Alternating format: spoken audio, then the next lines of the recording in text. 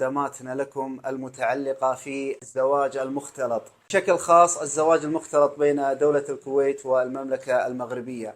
معكم أخوكم المحامي عبد الهادي الشمري من دولة الكويت، مع الأستاذة المحامية فاطمة. تشرفت في الانضمام معها في هذا المكتب. احنا هنا لكي نساعدكم، ننويركم، نوضح لكم ما هي الأوراق المطلوبة للزواج المختلط بين البلدين، كيف تستخرج هذه الأوراق، من أين، كذا، سواء كانت هذه الأوراق في المملكة المغربية أو كانت في دولة الكويت، وأين هي إدارة الزواج في الخارج في دولة الكويت، لك مكتب العدول المغربي ماذا يتطلب من أوراق وشروط. ما عليكم إلا أنكم تتواصلون معنا في واتساب والأرقام اللي راح نحطها لكم. إن شاء الله نسعد بخدمتكم، وحياكم الله.